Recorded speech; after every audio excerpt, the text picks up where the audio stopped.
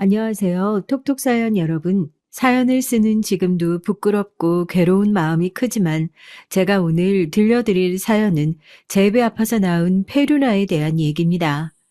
인간으로서 마땅히 해야 할 도리에 어그러지는 행동, 그야말로 천륜을 저버린 희대의 쓰레기.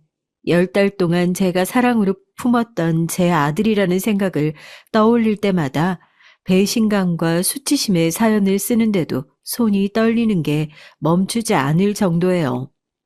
공감하시는 분들이 많으실지 모르겠지만 제가 이제 노년이라고 말할 수 있는 나이에 접어들다 보니 참 노년의 삶은 여러 가지 이유로 힘들더라고요.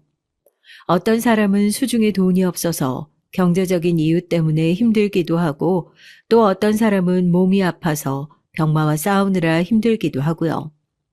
그런데 자식이 등을 돌리고 외로움을 느끼는 순간도 돈이 없고 몸이 아픈 것만큼이나 버금갈 정도로 힘든 노년의 삶이란 것을 절절하게 깨달았습니다. 그럼 본격적으로 얘기를 시작해 볼게요. 노년의 삶이 힘들면 그렇다면 뭐 젊은 나이에는 힘든 줄 모르고 살았냐? 아니요. 절대 그런 것도 아닙니다. 오히려 젊었을 때 너무 힘들게 살았어서 나이가 들면 이 힘든 것도 조금 사라지겠지. 그렇게 기대하면서 살았던 게 제 청춘이었어요. 넉넉한 형편은 아니었지만 그래도 늦둥이 외동딸로 태어나서 부모님에게 있는 사랑 없는 사랑 다 받으며 살았던 어린 날이었지만 부모님께서는 무슨 운명의 장난인지 한날 한시에 교통사고로 세상을 떠나게 됐습니다. 남들이 대학에 가네마네 하고 있었던 그 고등학교 시절 다행히 제가 상고 출신이라서 졸업하고 나서 바로 직장을 구하는 건 그렇게 어렵지 않더라고요. 고등학교 졸업하고 바로 일을 시작하신 분들은 다 알겠지만 저 때까지만 하더라도 고졸 취업자, 대졸 취업자 월급이 꽤 차이가 났었어요. 내가 돈만 벌면 다른 건 몰라도 공부는 좀 원 없이 해야겠다. 저도 모르게 그런 소망이 생길 정도였습니다. 그러던 때에 같은 회사에서 대학을 나와서 기사 자격증까지 취득을 하고 시설 담당 일을 하고 있던 남편은 저에게 선망의 대상이자 사랑에 빠지기 딱 좋은 남자였어요. 그때 당시에는 남편이 무슨 말을 해도 그렇게 잘나 보이고 있어 보이는 거 있죠. 지금 생각하면 그게 다 제 자격지심과 콩깍지에서 나온 생각이었겠지만 다른 사원들과 다르게 대학까지 나왔다고 떵떵거리고 유세 떠는 것도 없고 저는 은근히 차별하거나 무시하는 행동도 없고 사람이 그렇게 좋아 보일 수가 없더라고요. 고등학교 졸업하자마자 사회생활을 시작했던 초년생인 제가 연애 경험이나 있었겠어요. 그렇게 인상 좋고 나한테도 잘해주는 사람 졸졸 쫓아다니다 보니까 첫 연애가 어떻게 결혼까지 이어지게 됐네요. 제 생각을 해보면요. 혹시라도 사연을 듣는 젊은 친구들이 있으면 젊었을 때 이 사람 저 사람 많이 만나보라고 그런 얘기도 꼭 해주고 싶네요. 결혼하기 전에 남자 많이 만나보는 게 결혼할 때 자랑은 아니겠지만 그렇게 여러 사람을 만나봐야 사람 보는 눈이 좀 생긴다고 해야 하나요? 저도 결혼하기 전까지 남편이 그렇게 배짱이 같은 인간일 거라고는 상상도 못했으니까요. 결혼 생활은요, 정말 다르더군요. 주변 사람들한테 늘 웃는 낯으로 대하면서 서글서글했던 남편은 정작 가정을 유지하면서 중요한 게 무언가를 결정하고 그렇지 않으면 우리 가족이 손해를 보게 되는 그런 순간에도 그 서글서글함을 잊지 못해서 사람 속을 뒤집어 놓곤 했습니다. 그러니까 남들이 말하는 딱 등쳐먹기 좋은 스타일 있잖아요. 호구 같은 사람, 남자가 어디 좀 높은 곳으로 올라가려는 욕심도 없고 그렇게 명예 욕심이 있어야 뭐라도 하고 살 텐데 그렇게 서글서글 웃으면서 돌아다닐 수 있는 이유는 정말이지 아무런 욕심이 없는 인간이더라고요. 그냥 한 달 잘 살았으면 됐다. 당신이랑 나랑 결혼해서 잘 살고 있으면 됐지 않았냐. 가장이라는 인간이 이런 소리나 늘어놓고 있으니 저는 그냥 속이 타는 거죠. 더군다나 남편과 이제 슬슬 아이를 가져야 하지 않겠냐는 자녀 계획까지 하고 있는 와중에 저런 남편의 본성을 알아버리게 됐으니 어디 제 속이 편안하겠습니까? 시골에서 조용히 농사를 지으면서 사시던 시부모님은 저런 남편의 성격을 일찌감치 알고 계신 눈치였고 아무것도 모르면서 부모님 일찍 여의고 생활력 강하고 싹싹한 저를 보고 남편 짝으로는 이만한 사람이 없다, 옳았구나 하셨던 거죠. 지금 생각하니까 온 가족이 그냥 저를 속였던 거예요. 여튼 그래도 이미 한 결혼을 물을 수는 없는 노릇이고 제가 좋은 인간이니 어떻게든 데리고 살아야 할 것 아닙니까? 남편한테 그랬죠. 제발 부탁이니까 회사 다니면서 뻑하면 사업 차려야겠다. 그런 소리 하지 말고 제발 있는 직장이나 열심히 다니면서 자기 밥그릇이나 잘 챙기라고요. 마누라가 남편한테 그게 어디 어려운 부탁인가요? 제가 저희 남편한테 뭐 명품백을 사달라고 했습니까? 집을 해달라고 했습니까? 어찌 보면 정말 소소한 부탁이잖아요. 제가 뒷수습 할 일 없이 사고만 치지 말고 당신 밥그릇이나 잘 지키면서 살라는 거죠. 그런데 그게 그렇게 어려웠는지 남편은 결국 사고를 치고 맙니다. 무슨 사고냐고요? 여보, 혹시 돈 좀 있어? 내가 급하게 돈이 필요하게 생겼는데. 갑자기 무슨 돈? 얼마나 필요한데? 결혼할 때 혼수로 여태 모아둔 돈까지 다 썼잖아. 당신 무슨 사고라도 친 건 아니지? 당신이 갑자기 무슨 돈이 필요해? 별일 아니라면서 친구놈이 사고를 친 것 같아서 도와주려고 했던 거라며 손사래를 칠 때 멱살을 잡아서라도 무슨 일인지 꼬치꼬치 캐물었어야 하는 건데요. 불행한 예감은 왜 항상 그렇게도 잘도 들어맞는지 남편이 뜬금없이 저에게 돈 얘기를 꺼낸 지 얼마 지나지 않아 갑자기 저희 집에는 독촉장이라는 이름의 우편물들이 날아오기 시작했어요. 몸이 좋지 않아 오후 반차를 쓰고 집에 돌아가 제가 먼저 우편물을 확인하게 되고 그제서야 남편은 제게 회사를 관둔 사람이 투자하기만 하면 성공할 수 있는 좋은 기회가 있다면서 투자할 돈이 없으면 보증이라도 서달라고 보증만 서주면 나중에 자기 수익의 절반을 떼어주겠다. 그렇게 약속했다고 하더라고요. 성경에서도 서지 말라는 보증 아닙니까? 남편에게 보증을 서달라고 부탁했던 사람은 어느 순간 자기 가족을 챙겨서 쥐두새도 모르게 사라져 버렸고 그 사람이 빌려줬던 돈들은 꼬리에 꼬리를 물어 저희 가족을 덮쳤어요. 결국 마지막에 피해를 본 건 정말 순수한 마음으로 보증을 서주었던 저희 가족이었죠. 이제 막 자녀 계획을 세우고 있었던 저희는 그렇게 순식간에 빚더미에 앉게 됐고 재산 압류를 시작으로 집에 수십 개의 빨간 딱지가 붙고 그렇게 제 청춘이 그냥 끝나버리는 줄 알았습니다. 남편은 눈만 마주치면 미안하다고 사과를 하는데 저는 그런 남편이 혹시라도 저를 놔두고 나쁜 마음이라도 먹을까봐 큰 소리로 화 한 번을 내질 못했어요. 그렇게 저희는 30대를 앞두고 인생에서 큰 결심을 하게 됩니다. 둘 다 직장을 그만두고 시댁에 있는 시골로 내려가자고요. 여기서 일을 더 해봤자 미래도 안 보이고 이미 둘 다 몸도 마음도 너무 지쳐버린 상태인데 여기서 뭔가 더 해볼 생각을 하지 말고 그냥 시골에 내려가서 조용히 농사나 짓고 시부모님이나 돕고 그렇게 살자 결심하고 짐을 챙겨 시댁으로 내려가게 됐습니다. 남편의 잘못으로 집이 그렇게 풍비박산이 났으니 시부모님께서도 저랑 눈만 마주치면 아들 잘못 키운 내 탓이다 사과를 하시면서 눈물을 흘리시는데 부모님이 일찍 돌아가시고 항상 어렸을 때 받았던 부모님의 사랑이 그리웠던 저에게 오히려 다 포기하고 들어온 시집살이는 제가 갇힌 인생의 구렁텅이에서 저를 다시 빠져나올 수 있게 만드는 힘이 됐어요. 비록 시골살이는 저희 집이 쫄딱 망해가던 상황에서 어쩔 수 없이 택했던 선택이었지만 아직 둘 다 나이가 젊으니까 우리 여기서 무너지지 말자 다짐하고 남편이랑 이 시골에서 할 수 있는 일이 뭐가 있을지 찾아보는 것부터 다시 시작했던 것 같습니다. 그렇게 저희 부부가 선택했던 인생의 새로운 출발지는 뭐였냐고요? 바로 농사였어요. 농사를 짓던 시부모님이 있었기에 농사 지을 땅은 충분히 있었고 둘 다 몸 멀쩡하겠다. 회사 관뒀다고 하루 종일 집에 밖에서 놀기만 할 수도 없으니 새벽같이 일어나 시부모님 일하시는 데 따라 나가서 농사일을 열심히 배웠습니다. 하루 종일 땀 흘려서 일하고 끼니 때 맞춰서 밥 먹고 저녁 되면 도시에서 살 때처럼 누워서 밤새 돈 걱정할 시간도 없이 지쳐서 골아 떨어져 버리기 일쑤였죠. 사람이 적응의 동물이라고 하더니 그런 생활도 정말 적응이 되더라고요. 고등학교 졸업하자마자 사무직만 했던 제가 농사일을 할 거라고는 상상도 하지 못했었는데 한치 앞을 알 수 없는 게 사람 인생이더라고요. 그리고 저희 부부에게도 어떻게 보면 기회라고 할 수 있는 일이 찾아왔습니다. 그 당시에 도시에서 시골로 오게 된 귀농인들에게 나라에서 이런저런 혜택을 주는 것들이 많았어요.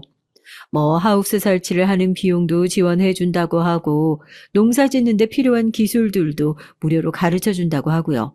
그때 제가 남편을 설득했죠. 우리가 언제까지 여기서 어머님 아버님 일만 도우면서 살 수는 없잖아. 우리도 이왕 시작한 농사일 제대로 배워서 한번 해보자.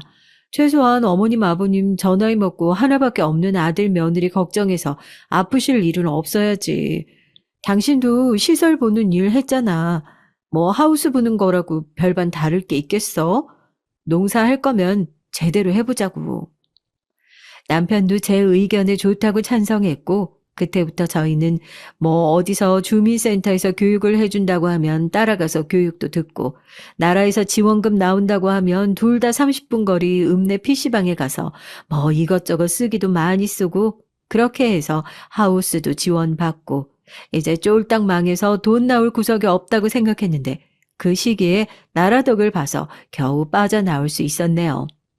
집이 그렇게 되고 난 이후로 당연히 친구들이랑도 다 연락이 끊겼고 하루에 말을 하는 사람이라고는 시부모님 두 분밖에 없었는데 바깥에 나가서 같이 농사 짓는 사람들도 만나고 얘기도 하고 여러 도움도 받다 보니까 자연스럽게 입에 친 거미줄도 제거하게 되고 저희가 인생에서 귀인이라고 칭찬하는 사람들도 많이 만나게 됐어요.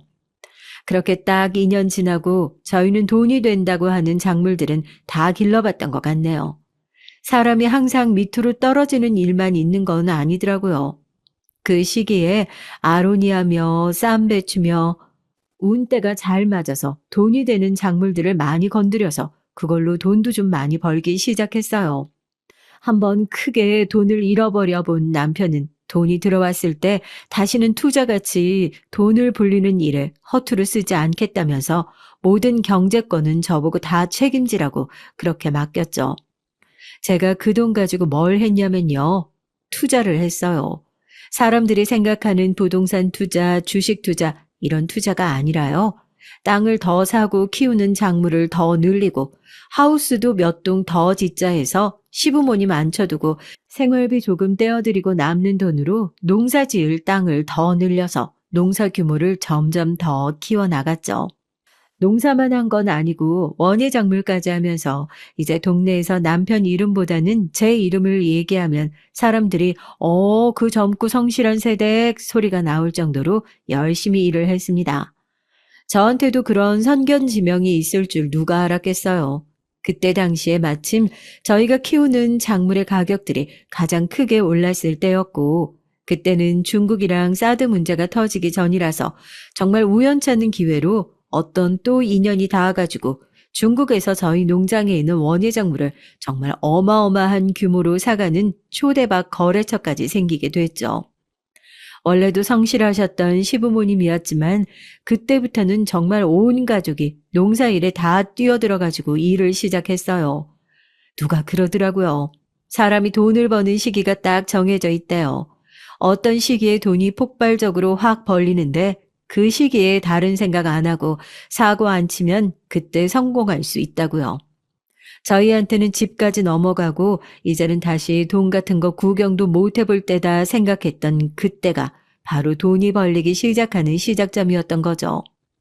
그때 집이 경매로 넘어가서 저희가 시골에 내려올 때 생각을 안 했더라면 시부모님께서 농사를 짓고 계시지 않아서 저희가 시골에 내려와서 하루하루 날백수 같은 인생을 계속 살았더라면 이렇게 갑작스럽게 찾아온 기회를 잡지도 못했을 테지만 그 수많은 행운들이 겹쳐서 그야말로 대박에 대박이 터지게 됐습니다.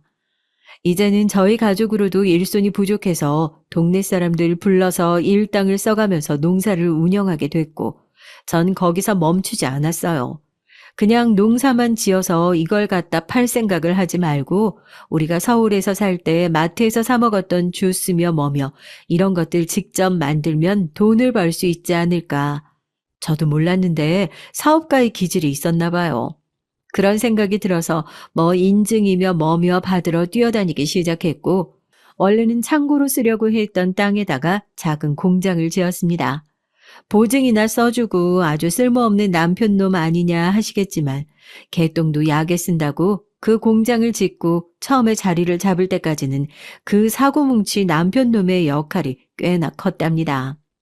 보증 서서 집 날려먹은 거 생각하면 실컷 두들겨 패줄까 싶다가도 그 뒤에 이렇게 떳떳하게 살 수 있는 터를 잡아놓은 거 생각하면 화가 사그라들고 그래요.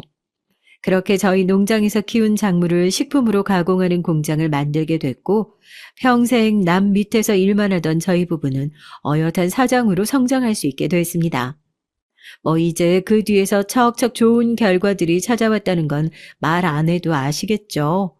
농협 매장에 납품하던 게 무슨 대형마트 담당자 눈에 들어서 공장 짓고 나서 1년도 안 되는 시기에 백화점까지 납품할 수 있을 정도로 어마어마한 속도로 성장해 나갔습니다. 사람이 돈 걱정을 안 하고 사니까 참 좋은 게요. 마음이 여유롭잖아요. 아무리 바빠도 쫓기는 기분이 안 들고 마음이 넉넉해지니까 자연스럽게 뒤로 미루었던 자녀 계획이 다시 차근차근 진행되더라고요. 그렇게 바쁘고 부부라지만 얼굴 볼 시간도 없이 일했는데 전쟁통에도 애는 생긴다는 어른들의 말씀이 하나 틀린 게 없었죠. 공장이 몇 동이나 더 늘고 저희도 이제 승갑쁘게 일하는 시기에 조금은 벗어나 안정을 찾게 됐을 때 저에게 아주 기쁜 소식이 찾아왔습니다. 우리 사정에 애는 무슨 애냐 했었던 게 엊그제 같은데 그렇게 열심히 살다 보니까 아들이 그것도 한꺼번에 둘이나 네, 쌍둥이 엄마가 됐어요. 저 아들들을 정말 잘 키우고 싶었습니다. 임신했다는 소식을 듣자마자 남편 앉혀놓고 그랬어요. 나 정말 열심히 살았어, 여보. 그리고 내가 그 짧은 시간 동안 뒤돌아보지 않고 당신 원망하지 않고 열심히 살았던 이유는 다 나중에 나한테 아이가 생기면 좋은 것들만 보여주고 원하는 것들 하면서 살게 해주고 싶어서 적어도 나처럼 힘든 일은 겪지 않았으면 좋겠어서 그렇게 살았던 거야. 당신이 생각했을 때 너무 이른감이 없지 않냐 싶을 수도 있겠지만 나 이제 공장 일에서 조금은 손 떼고 애들 키우는 데 집중할 거야. 아예 관두겠다는 얘기가 아니니까 내가 읽어놓은 공장에서 예전처럼 사고 칠 생각은 절대 하지 말고. 남편은 자기가 사람 새끼면 한 번 실수는 해도 같은 실수 두 번은 반복 안 한다면서 당신이 공장 일을 신경 쓰지 않도록 자기가 나서서 더 열심히 하겠다고 저한테 약속, 아니 맹세를 했죠. 전적에 하도 화려한 사람이니 걱정도 많이 했는데 집 망하고 부모님한테 고개 숙이면서 들어온 동안 자기도 느끼고 반성한 게 많은지 저랑 한 약속을 지키지 않는 일은 없었습니다. 그렇게 저는 바쁘게 달려온 직장인의 인생에서 조금은 벗어나 육아에 전념하기 시작했어요. 임신을 하면서 그동안 벌어놓은 수입으로 당연히 시댁에서 독립도 했고요. 오히려 임신을 하고 나니까 시어머니가 자기가 스치듯이 하는 말로 스트레스 받을 수 있는 게 임산부라면서 얼른 독립하라고 제 등을 떠밀어 주시더라고요. 며느리인 제 입장에서는 너무 감사한 일이었죠. 시댁과 그렇게 멀지 않은 곳에 저희 네 식구가 함께 살 수 있는 집을 짓고 건강한 쌍둥이를 출산했습니다. 그때부터 늦둥이 막내딸로서의 인생, 회사원으로서의 인생, 공장장으로서의 인생까지 다 살아보고 드디어 엄마로서의 제 인생이 시작됐죠. 아휴, 애 키우시는 분들 공감하실 거예요. 제 애지만 뭐 그렇게 쏜살같이 크는지 눈 깜빡하니까 걸어다니고 또 눈 깜빡하니까 학교 들어가고 직장 생활하고 일하고 할 때는 일주일이 언제 다 지나가나 맨날 손꼽아서 세는 게 일이었는데 애 키우기 시작하니까 일주일이 이렇게 짧았나 싶더라고요. 남편도 남들 밑에서 일할 때와는 달리 자기 일을 시작하고 돌봐야 할 아들이 둘이나 생기니까 드디어 책임감이라는 게 생긴 건지 낮에는 죽어라 일하고 저녁에는 저랑 바톤 터치해서 못한 육아를 하고 주말 되면 아들이랑 운동도 다니고 열심히 놀아주고 돌아보니 제 인생에서 가장 행복했던 시기가 그때가 아니었나 싶어요. 애들 초등학교 다니고 중학교 다니고 했던 때요. 아무리 쌍둥이라고 하더라도 이분 차이로 태어난 첫째와 둘째는 정말 한 배에서 나온 게 맞나 싶을 정도로 어렸을 때부터 다르긴 했습니다. 제 자식이니 당연히 제 눈에는 다 예뻐 보이지만은 동네 어르신들은 장남이 차남 못하다 이런 소리들을 했어요. 저는 그런 얘기 들릴 때마다 애들도 다 듣는 귀가 있으니까 말 조심하시라고 그렇게 신신당부를 했지만요. 사실 제가 봐도 저희 첫째랑 둘째는 클 때부터 비교를 안 할래 안 할 수가 없는 아들들이었죠. 제가 아직도 둘째 아들한테 참 미안한 게요. 신경을 진짜 많이 못 써줬어요. 저는 항상 첫째가 쳐놓은 사고 수습하느라 쫓아다니느라 바빴거든요. 학교도 여러 번 불려갔죠. 뭐 애들이랑 싸우고 그런 문제는 아니었고요. 수업 태도도 항상 불성실하다고 하고 공부에는 영 소질이 없다고 하고 그도 그럴 게 같은 학교에 다니는 둘째는 늘 위에서 1등, 첫째는 늘 뒤에서 1등. 이러니 사람들이 항상 저희 애들 붙잡고 너네 진짜 친형제가 맞냐 그래요. 외모는 비슷하게 생겨도 어떻게 이렇게 다르게 자랄 수가 있나 싶었죠. 지금 생각해보면 이런 저의 생각이 애들 교육에 제일 치명적인 독이 됐을 거라 미뤄 추측하지만 저는 그렇게 늘 비교당해서 의기소침해 있는 첫째가 마음속으로 좀 안쓰럽기도 했어요.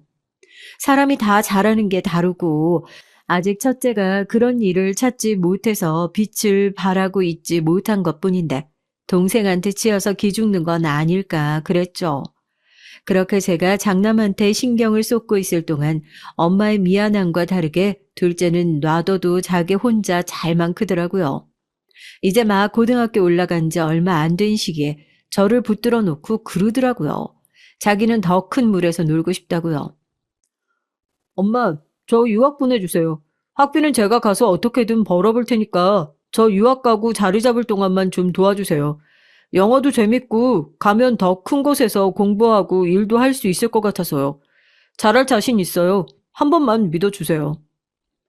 제가 그동안 키워온 아들은 절대 절 실망시키지 않을 거라는 강한 믿음이 있기도 했고, 아시잖아요. 제가 고등학교 졸업하고 바로 일을 시작하면서 학력에 대한 큰 콤플렉스가 있는 거요.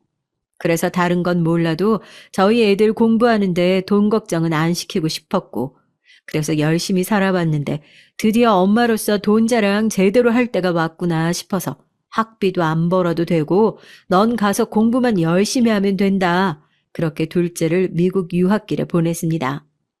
제 눈엔 다 어린 자식인데 혼자 유학을 보낸다는 게 쉬운 결정은 아니었죠. 만약 첫째가 저한테 그런 얘기를 했다면 좀 망설였을지도 모르죠. 그런데 둘째잖아요. 정말 걱정 하나 없이 보냈다니까요. 아들 둘 키워보신 분들 알잖아요. 저 그렇게 딸 가진 엄마들이 부럽더라고요.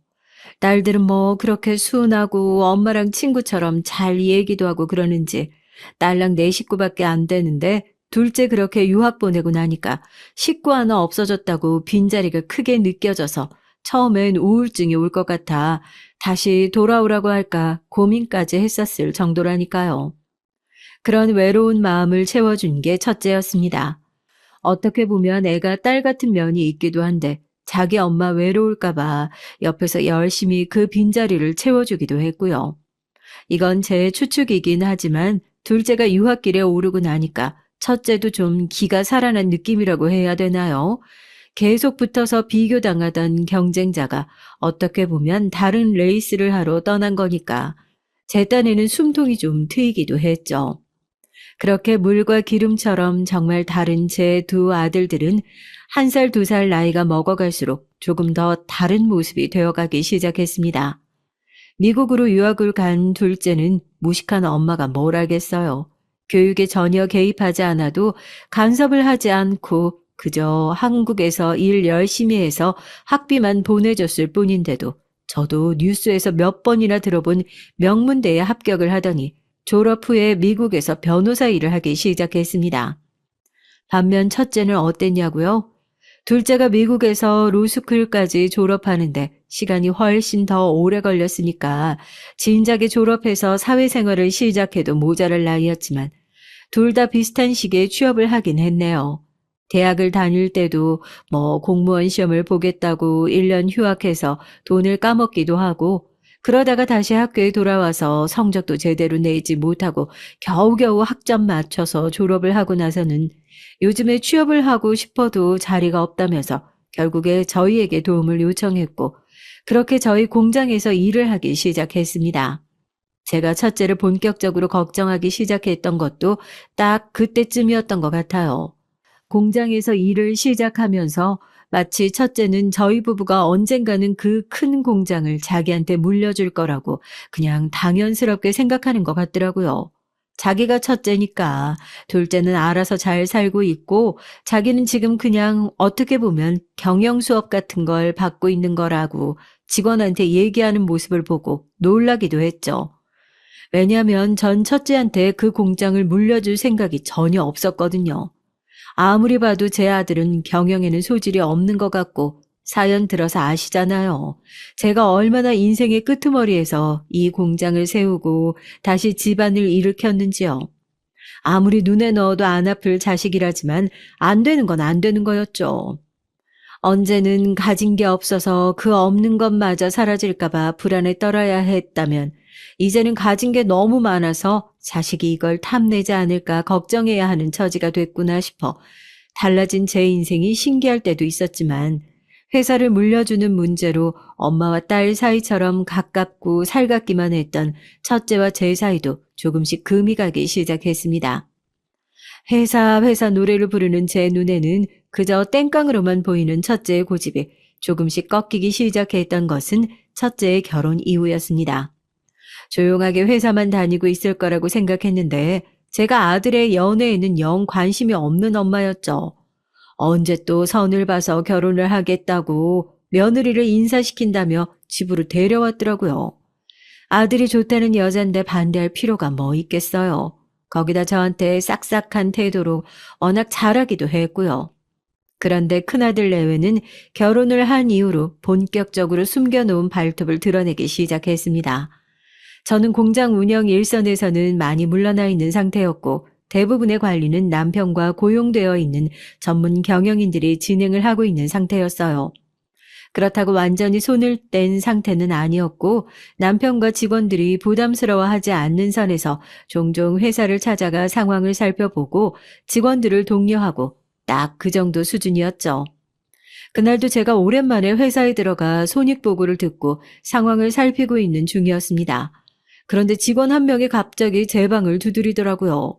아무리 제가 일선에서 물러났다고는 하지만 평사원이 저를 직접 독대할 일이 뭐가 있겠어요.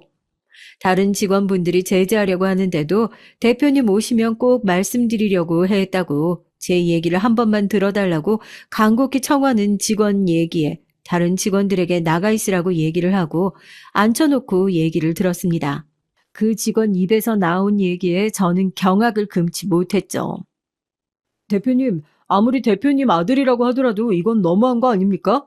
제가 회사 임원도 아닌 대표님 가족 뒤치다꺼리 하자고 열심히 공부해서 이 회사 들어온 건 아니지 않습니까? 저 몇 주 전부터 대표님 아드님이 불러서 대표님 며느리라고 하시는 분 개인 비서처럼 일하고 있습니다. 사장님도 대표님도 다 아시는 내용이라고 하시길래 정말 아시는 게 맞는지 따져 물으려고 이렇게 무례한 줄 알면서도 무작정 찾아왔습니다. 제가 정말 이 일을 하는 게 맞다고 생각하시는 거예요? 아니, 그게 무슨 소리예요? 내 아들이 뭘 시켜요? 며느리 비서 일을 하고 있다고요? 난 처음 듣는 얘기예요. 자초지종을 들어보니 몇 주 전부터 저희 첫째 아들이 법인카드로 장을 보는 등 회사 돈을 사적으로 유용한 것은 물론이고 이 직원을 시켜 법인 차량을 끌고 나가 며느리가 장을 보러 나갈 때 운전을 시킨다든지 거의 개인 비서 수준으로 일을 시켰다고 하더랍니다. 이 얘기를 듣자마자 전 우선 그 직원에게 진심으로 죄송하다. 제 아들이 일으킨 문제니 제가 책임지고 해결하겠다며 제대로 회사를 살피지 못한 부분에 대한 보상도 충분히 해드릴 테니까 일이 해결될 때까지 좀 쉬면서 노여움이라도 풀어라. 유급 휴가를 주고 돌려보냈습니다. 그리고 잔뜩 화가 난 상태에서 남편과 아들을 불렀죠. 물론 저희 회사에서 일도 하지 않는 며느리에게도 전화를 걸어 당장 회사로 들어오라 호통을 쳤어요. 그렇게 한국에 있는 저희 가족이 모두 한자리에 모이게 됐고 저는 직원에게 들었던 얘기를 하면서 아들에게 사실 확인을 했죠. 그리고 이어지는 제 아들과 며느리의 뻔뻔한 반응에 저희 부부는 그야말로 뒷목을 잡을 수밖에 없었습니다. 네, 맞아요. 사실이에요. 그게 뭐 어때서요? 어차피 회사 물려주실 거 아니에요? 아, 왜 그렇게 자꾸 고집을 부리시는지 모르겠네. 아, 어차피 사장이 되면 비서실에서 개인 비서 붙여줄 거 아니에요. 아, 그거 좀 미리 끌어다 쓴 거 가지고 일하는 아들 불러다 앉혀놓고 이렇게 창피를 주셔야겠어요? 누가 너한테 이 회사를 물려준다고 했어? 아, 이게 무슨 말도 안 되는 소리야. 예세야가, 너도 입이 있으면 말을 해봐라. 얘가 이렇게 모자란 행동을 했으면 너라도 옆에서 말려야 했던 거 아니니? 어머님, 정말 너무하세요. 첫째 아들, 둘째 아들 차별한다는 얘기는 저도 들어서 알고 있지만 남들 다 큰아들한테 물려준다는 회사, 어머님만 왜 그러시는 거예요? 아니면 제가 사모님 소리 듣는 게 싫으셔서 그러신 거예요? 아들과 며느리의 황당한 반응에 뭐라 대꾸할 말도 떠오르지 않아서 어버버어 하는데 남편이 저보다 더 크게 화가 나서 자리에서 일어나 큰아들의 머리를 후려쳤습니다. 누가 보면 네 애미애비가 벌써 죽기라도 한 줄 알겠다고요. 멀쩡하게 살아있는 엄마한테 회사를 물려달라느니 어차피 네 거가 아니냐느니 내 눈에 흙이 들어가도 너 같은 놈한테는 회사에 있는 책상 하나도 못 물려주니까 그렇게 화를 내버리고 사무실을 나갔습니다. 오냐오냐 하면서 키운 아들이었고 남편도 늘 웃으면서 자식들한테 화를 내본 적도 없는 사람이라 그렇게 크게 화를 낸 모습을 보고 첫째도 더 이상 대들지 못하고 사무실을 나가버리더라고요. 큰아들 덕분에 법인카드 내역 뽑아서 며느리 앉혀놓고 어떤 게 네가 사적으로 사용한 거냐 색연필 쥐어주고 동그라미 칠하고까지 시켜서 그 돈은 전부 청구했습니다. 며칠 후에 불쌍한 얼굴로 찾아와서 자기가 잘못했다고 노여움만 풀어달라고 비는 아들을 보는데 차마 회사에서 자를 순 없더라고요. 그때 그 싹을 잘라버렸으면 제가 지금 이런 꼴을 당하는 일도 없었을 텐데 말입니다. 후회하기엔 다 지나가 버린 일이네요. 그렇게 소소하게 경영권 다툼이 일어나기 시작하면서 저와 남편은 자려고 누워서 회사와 첫째 아들에 대한 걱정을 참 많이 했어요.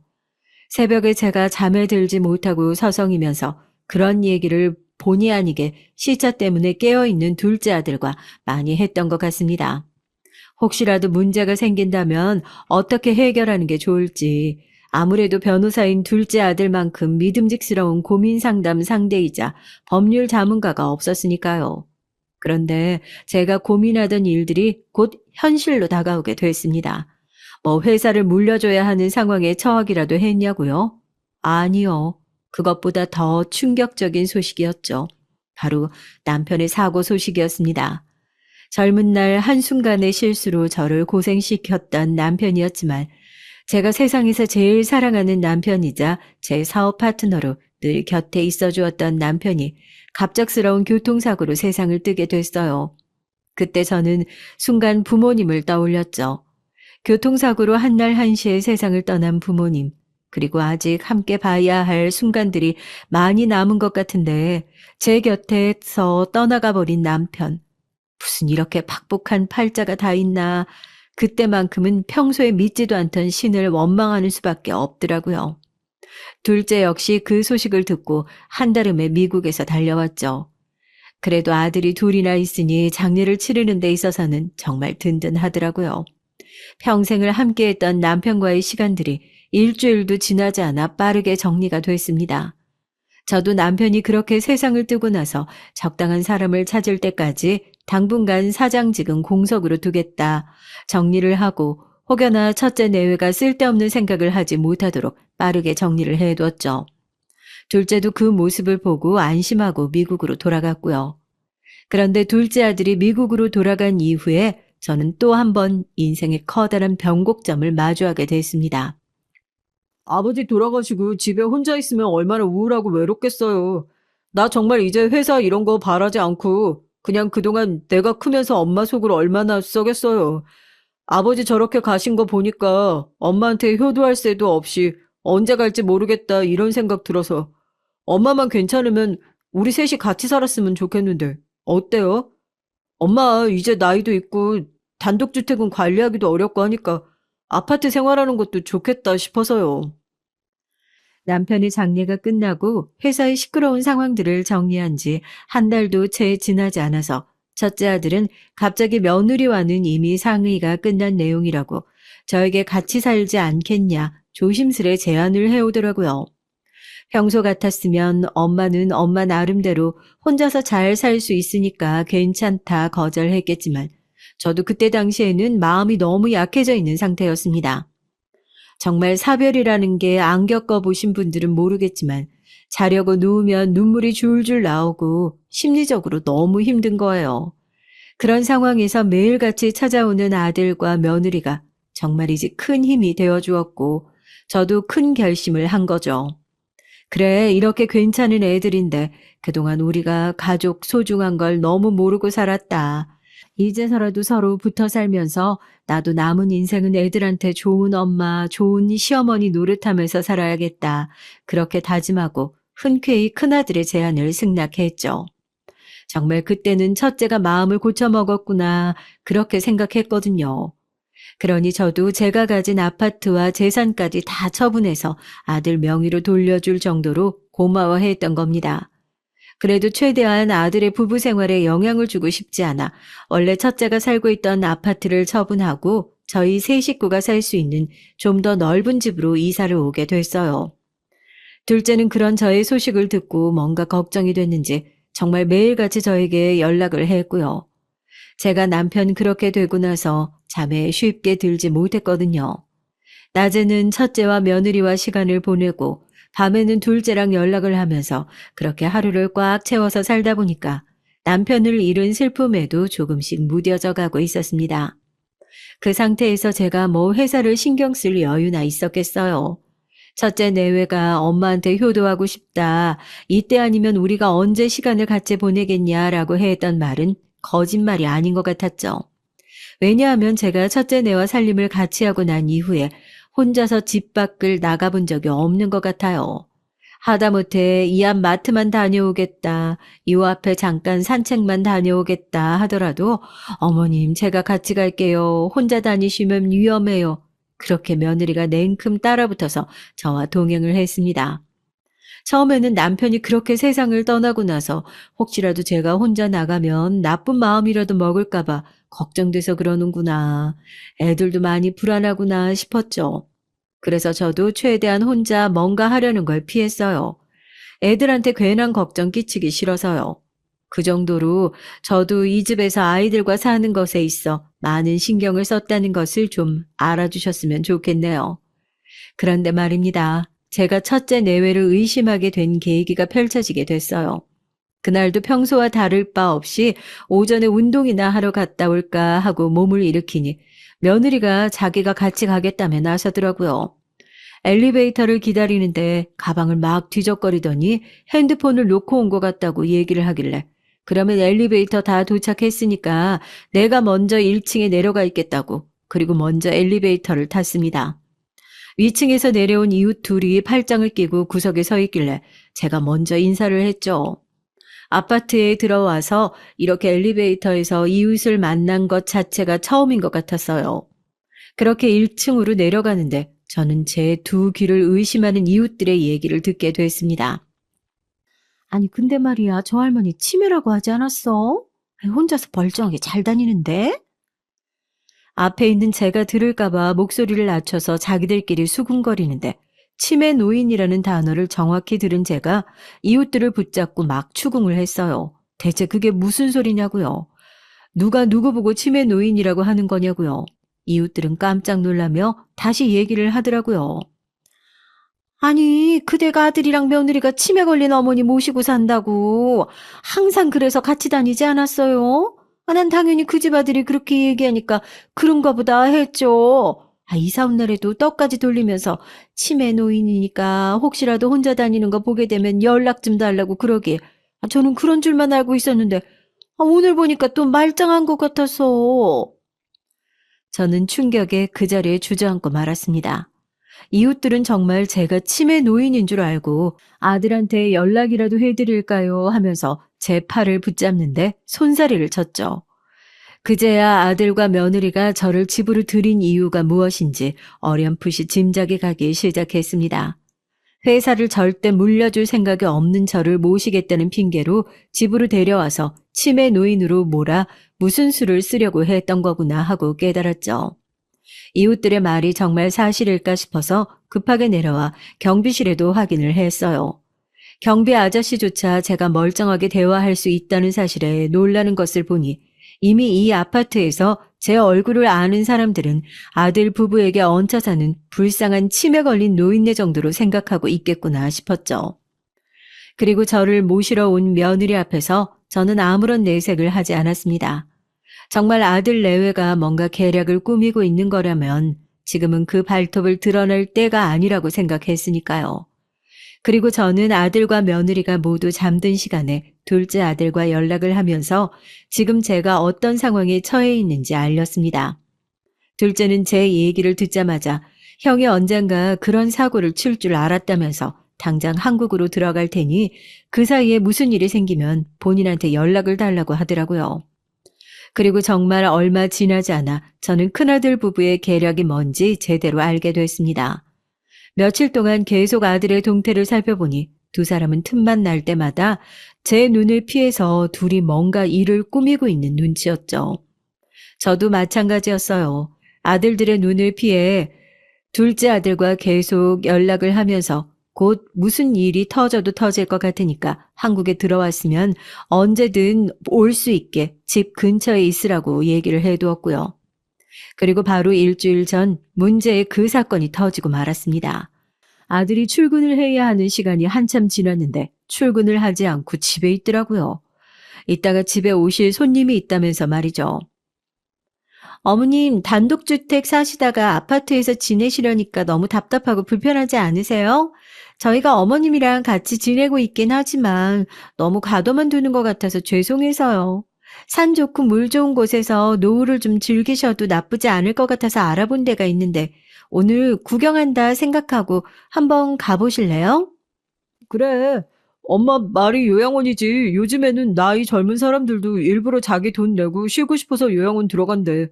너무 안 좋게만 생각하지 말고 그냥 젊을 때 너무 힘들게 살았으니까 이제 좀 쉴 때도 됐잖아. 푹 쉰다고 생각하고. 그래, 니들 수작을 이제 알겠다.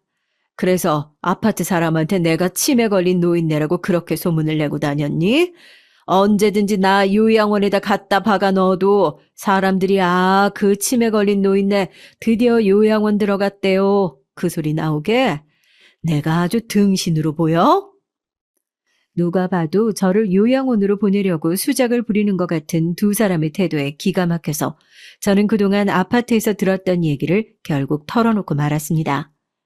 제가 처음에는 그 얘기를 꺼내자 첫째 아들과 며느리는 깜짝 놀란 표정을 짓더니 이내 자기들끼리 눈빛을 주고받으면서 엄마 지금 무슨 소리 하시는 거냐고 우리 엄마가 판단력이 많이 흐려지셨다고 그러는 거예요. 그러더니 어디론가 전화를 했고 곧이어 요양원에서 나온 것 같은 사람들이 저희 집으로 들이닥쳤습니다. 엄마, 그동안 키워주셔서 너무 고마워요. 나도 엄마 안 아프고 사리 판단을 잘 할 줄 아는 사람이었으면 이렇게 하지 않았을 텐데. 그러니까 그놈의 회사가 뭐라고 물려달라고 할 때 진작 물려줬었으면 이런 일이 있겠냐고요. 너무 억울해하지 말아요. 이거 다 엄마 욕심이 자초한 일이니까. 요양원에서 나온 것 같은 사람들은 저를 모셔가려고 제 팔을 붙잡았고 저는 발버둥을 치면서 빠져나왔습니다. 순간 무섭더라고요. 이 사람들한테 정말 잡혀가서 멀쩡한 제가 치매 노인으로 둔갑해서 요양원에 죽을 때까지 계속 갇혀 있어야 하는 건 아닌지 말입니다. 첫째 아들은 어머니 증상이 심하니까 빨리 모셔가라고 사람들의 등을 떠밀고 있고 그때 제가 너무나도 기다렸던 둘째 아들의 목소리가 들려왔습니다.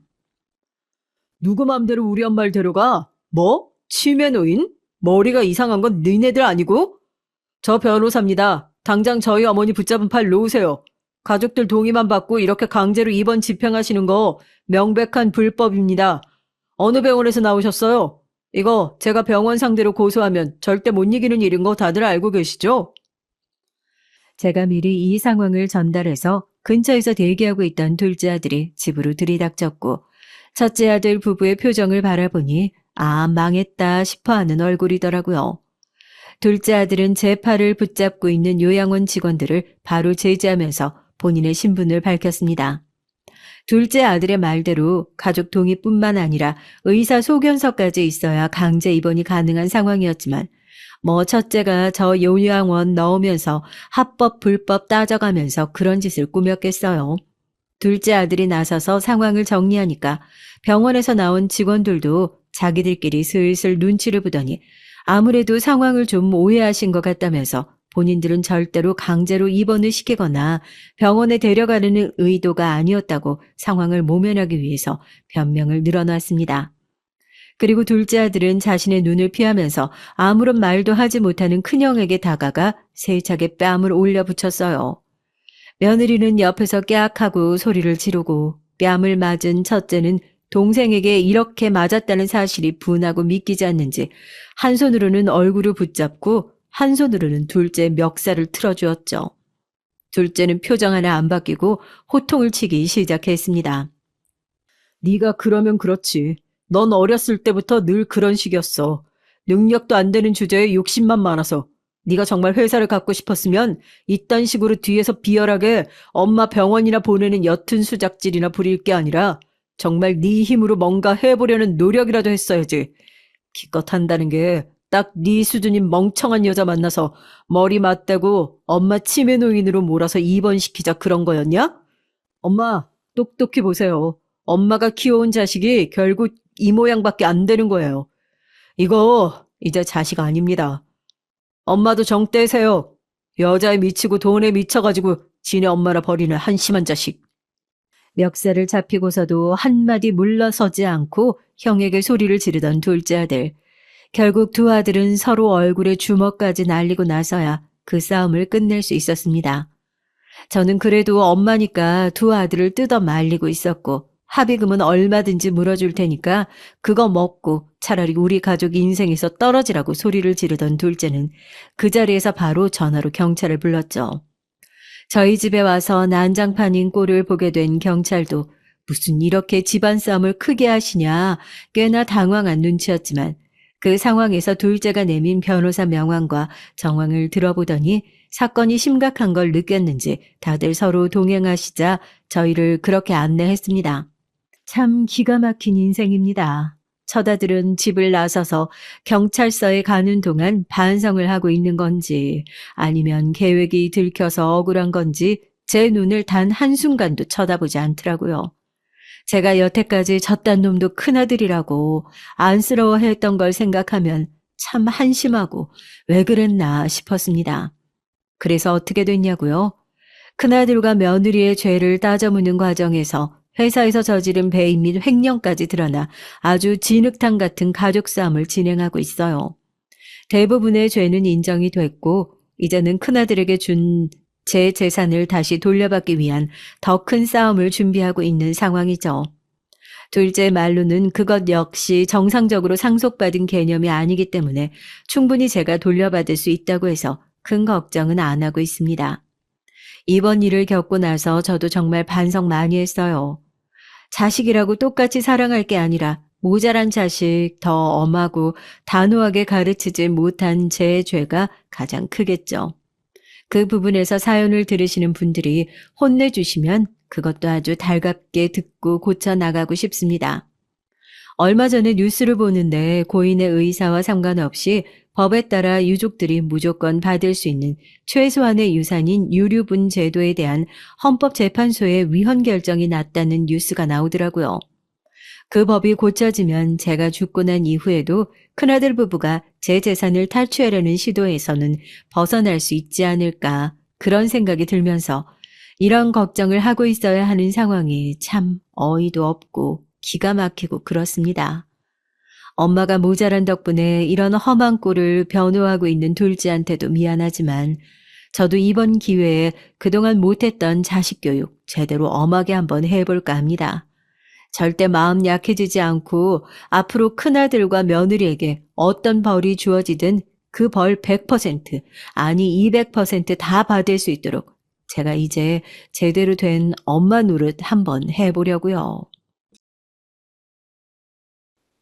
안녕하세요. 요즘 라디오 드라마 형식의 이런 사연 채널을 알게 되어 뒤늦게 듣는 재미를 붙이게 된 40대에 접어든 여성입니다. 매일 많은 분들이 보낸 사연을 들으면서 울고 웃던 저에게도 최근 들어서 슬프고 어처구니 없는 사건이 생겨서 고민에 고민을 거듭하다가 이렇게 용기를 내서 펜을 들어봤어요. 여러분은 결혼할 때 연애 결혼이 좋으신가요? 아니면 중매 결혼이 좋으신가요?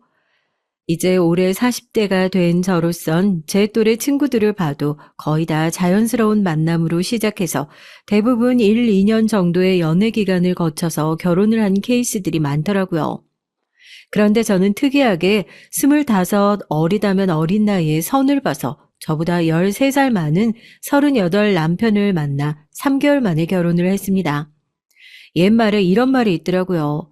사람을, 특히나 배우자를 겪어보려면 최소한 1년은 연애 기간을 두고 만나보라고요. 하지만 그때 저에게는 그럴 만한 여유가 없었어요. 제가 결혼하기에는 다소 이른 나이에 남편과 선을 본 이유도 제 친정 아버지가 폐암에 걸리셔서 위독한 상황이셨거든요. 큰딸인 제가 결혼하는 것을 보고 눈을 감는 것이 소원이셨다는 아버지의 마지막 소망을 들어드리기 위해 저는 급히 선을 봤습니다. 그리고 3개월 만에 번갯불에 콩 구워 먹듯 결혼을 하고 말았죠. 친정 아버지는 병상에 누워서 제가 결혼하고 아기 임신했다는 소식을 들으신 후에 돌아가실 때에 이렇게 말씀하셨어요. 내가 무리한 소망을 얘기했는데 그래도 들어줘서 고맙다.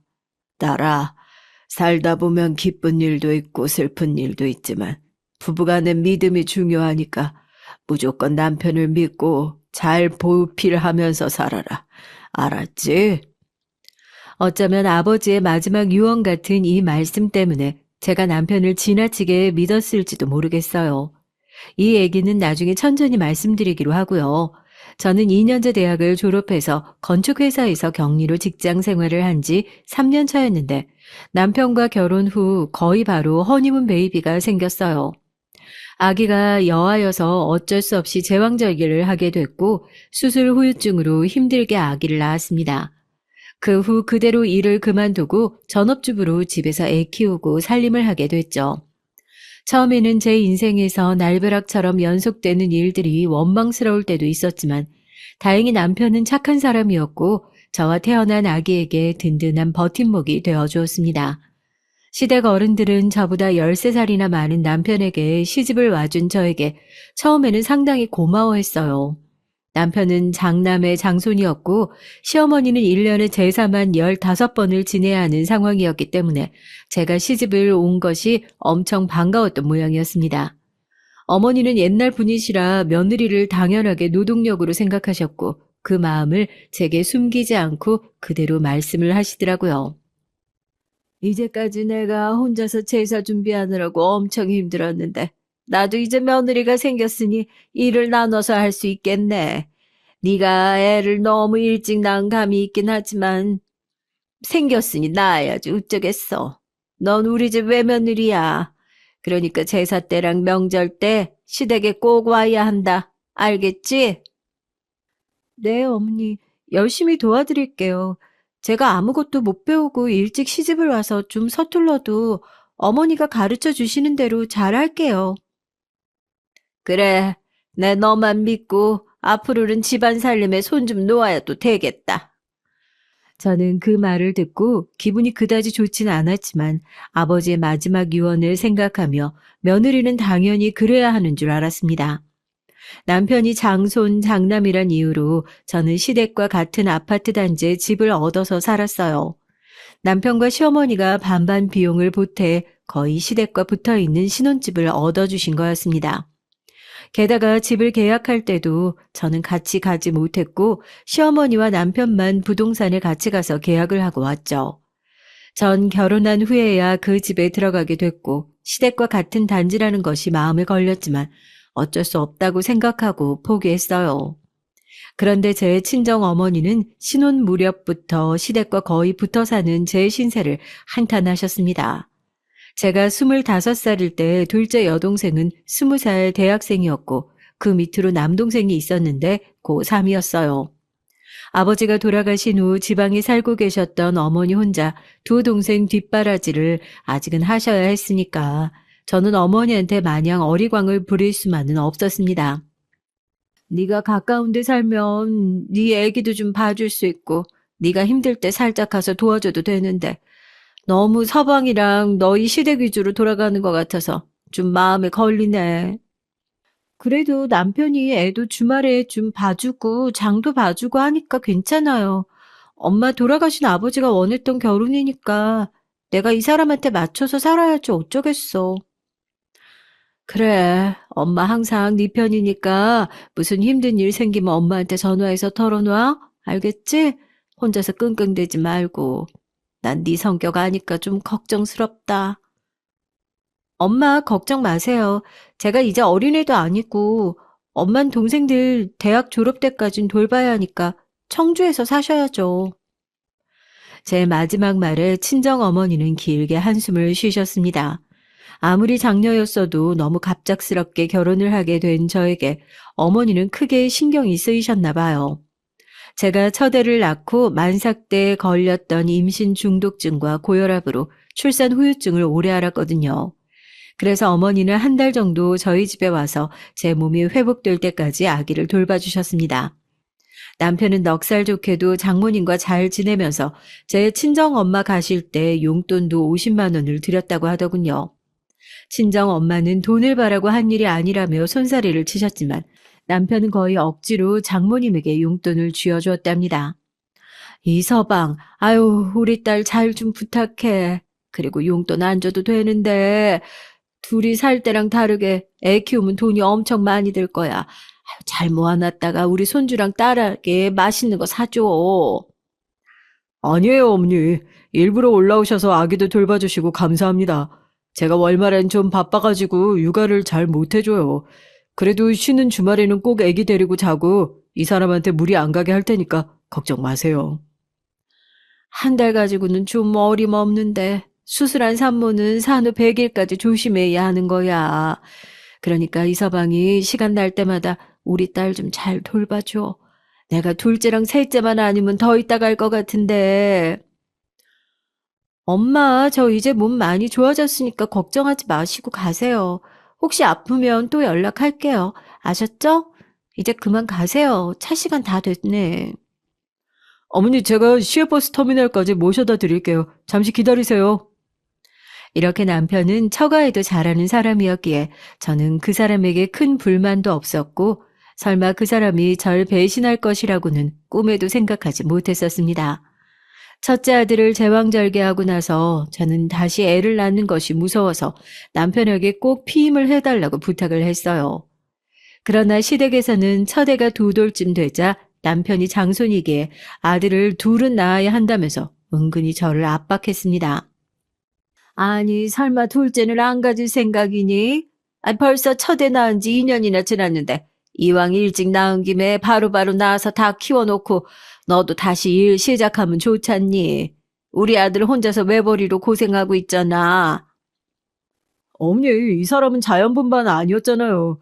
그리고 출산할 때 수술하고 얼마나 고생했어요. 저는 아들 하나만 키워도 좋아요. 제가 괜찮다는데 어때요? 얘가 무슨 소리야? 세상 너희 부부만 사니? 시댁 어른들의 의견 중요하지도 않아. 안 그래도 너희 아버지 쪽 고모들이 너 낳고 또 아들 못 낳는다면서 나한테 얼마나 시집살이를 시켰는지 알아? 난 얘 다시는 그런 구박 받고 싶지 않다. 손자라도 많아야 너희 친가의 자랑이라도 할 거 아니야. 시어머니도 첫애는 아들을 낳았지만 시댁 쪽의 손이 귀해서 시할머니도 딸들은 생각도 안 하시고 아들 하나만 낳았다면서 돌아가시기 전까지 그 문제로 잔소리를 하셨다고 하더라고요. 그래서 어머니는 본인의 한을 저를 통해서 풀어보려고 하시는 것 같았습니다.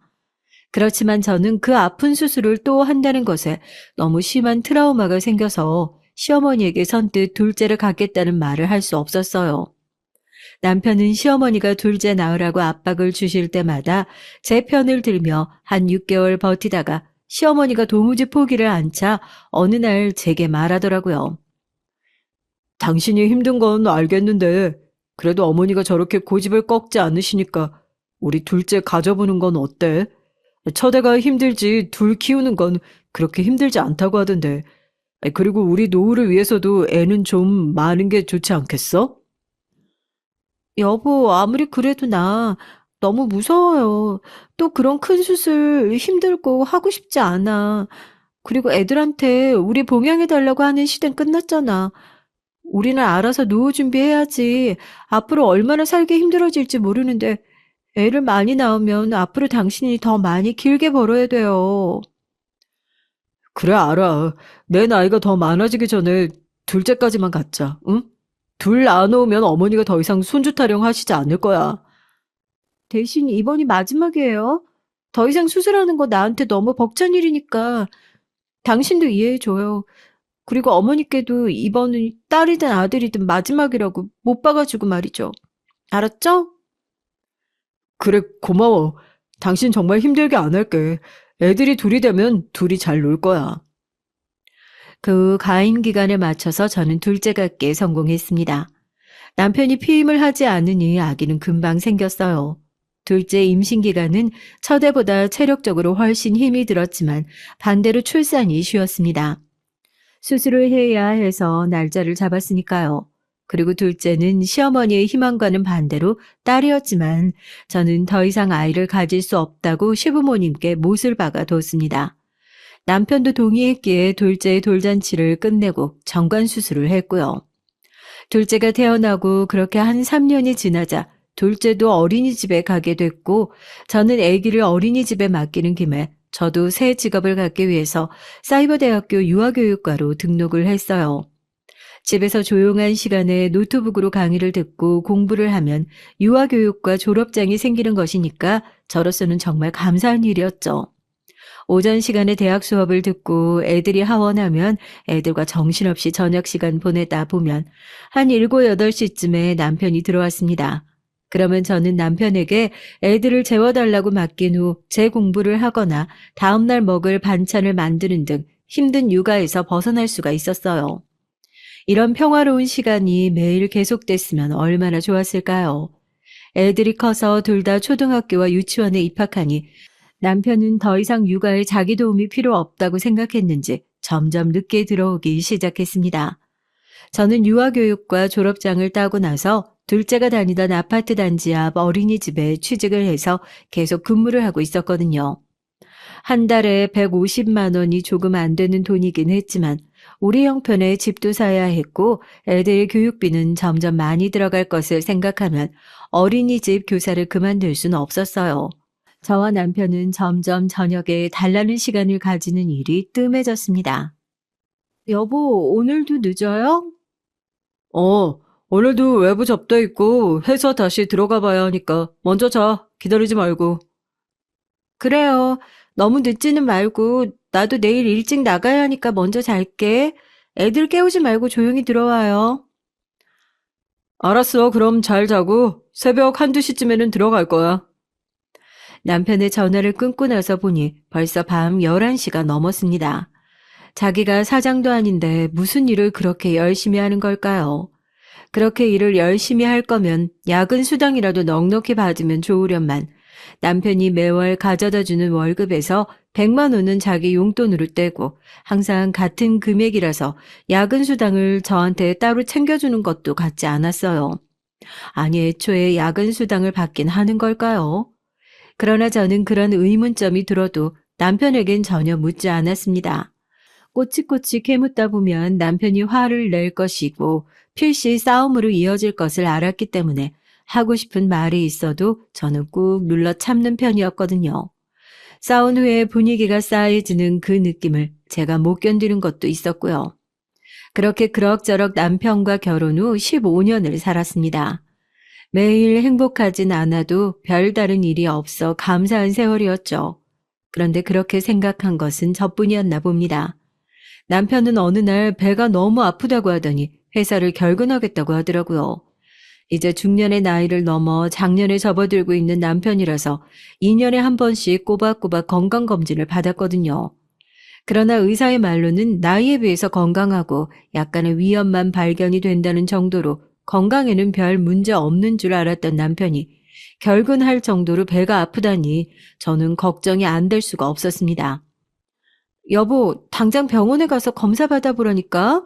당신 너무 이상해. 작년 검진에서도 아무것도 안 나왔는데 갑자기 이렇게 배가 아프다고 하니까 걱정되네. 내가 같이 가줄까? 아니야, 뭐 별거 아닐 거야. 식중독이나 장염 같은 거 아니겠어. 당신은 어린이집 다녀와. 나 혼자 갈 수 있어. 아파도 운전 못할 정도는 아니니까. 저는 식은땀을 흘리면서 끙끙 앓고 있는 남편을 뒤로하고 출근하려니까 발이 떨어지지 않았어요. 그렇지만 제가 갑자기 결근을 하면 원장님이 혼자 20명 넘는 아이들을 다 돌봐야 하는 처지라서 출근을 안 할 수도 없었습니다. 그럼 꼭 병원에 가라는 당부를 남기고 저는 출근을 하기 위해 현관을 나섰죠. 그러나 어린이집에 갔어도 저는 남편이 걱정돼서 일이 손에 잡히지 않았어요. 어쩔 수 없이 저는 출근한 지 2시간 만에 원장님께 조심스럽게 말을 꺼냈습니다. 원장님, 사실 오늘 제 남편이 아파서 출근을 못했거든요. 저 1시쯤에 집에 가봐도 될까요? 그래, 강 선생. 남편이 몸 상태가 많이 안 좋았나 봐. 그러게 걱정돼서 그런지 애들 잘 못 보더라. 오늘은 그냥 애들 점심만 먹이고 가도 돼. 원장님, 감사해요. 그럼 이따 갈게요. 저는 부랴부랴 할 일을 마치고 얼른 집으로 들어갔습니다. 제가 안방에 들어가 보니 남편의 얼굴은 허옇게 질려 있는 것이 아침보다 더 안 좋아져 있는 것 같았어요. 저는 조심스럽게 남편을 깨웠습니다. 식은땀으로 이마가 흠뻑 젖은 남편이 미간을 찌푸리면서 눈을 가늘게 떴어요. 여보 괜찮아? 내가 운전할 테니까 가자. 병원 얼른 가봐야 할 것 같아. 네, 내가 가도 된다니까. 왜 일부러 왔어? 그때 남편은 겨우 말은 할 수 있었지만 목소리는 힘이 하나도 없었어요. 저는 남편의 몸 상태가 굉장히 심상치 않은 것을 알게 됐습니다. 당신 그냥 병원 안 가고 혼자서 이렇게 끙끙대고 있을까봐 그랬지. 걱정돼서 견딜 수가 있어야지. 얼른 가요, 여보. 저는 남편을 병원에 데리고 가려고 억지로 일으켜 옷을 입는 것을 도와주고 팔을 부축해서 집을 나왔죠. 남편은 다리에 힘도 없는지 비틀거리면서 어떻게든 혼자 걸으려고 안간힘을 쓰다가 갑자기 배를 움켜쥐고 끙끙거렸습니다. 그러다가 남편은 겨우 아파트 1층 현관 앞에서 그만 눈을 뒤집더니 기절을 하고 말았어요. 저는 깜짝 놀라 사람들에게 소리쳤습니다. 도와주세요. 제 남편이 쓰러졌어요. 누가 구급차 좀 불러주세요. 제 고함 소리를 듣고 경비초소에 계시던 할아버지가 얼른 달려 나오셨어요. 경비원 할아버지는 남편의 머리를 옆으로 두고 가슴에 심장 마사지를 실시했습니다. 그동안 저는 겨우 휴대폰으로 119만 부르고 아무것도 하지 못했죠. 이봐요, 아주머니. 119 전화했어요? 아이고, 얼른 구급차가 와야 할 텐데. 네, 전화는 했는데 저는 이제 어떻게 하죠? 손발, 팔다리 이렇게 꽉꽉 주물러봐. 아이고, 어째서 이렇게 눈을 안 뜨나 불안하게. 저는 정신없이 경비원 할아버지가 시키는 대로 남편의 몸을 주물렀습니다. 그렇게 구급차가 오고 산소호흡기를 끼자 남편은 조금 편해졌는지 눈을 떴어요. 당신 이제까지 정신 놓고 있었어. 어떻게 된 거야? 아주머니, 이제 응급실로 가고 있으니까 좀 진정하세요. 보호자가 이러시면 안 됩니다. 제가 겨우 눈을 뜬 남편의 손을 붙잡고 격하게 흔들며 울자 구급대원이 저를 진정하라면서 나무랐어요. 남편은 앰뷸런스 안에서 구급대원이 연결해준 수액을 맞고는 다시 잠이 들었습니다. 응급차를 타고 가는 내내 저는 심장이 너무 빨리 뛰어서 저 역시 쓰러질 것 같은 상태였죠. 그렇게 도착한 세브란스 병원의 응급실은 너무나 북새통이었는데도 저와 남편은 10분 만에 검사실로 들어갈 수 있었습니다. 그만큼 남편의 병이 위중했던 모양이었어요.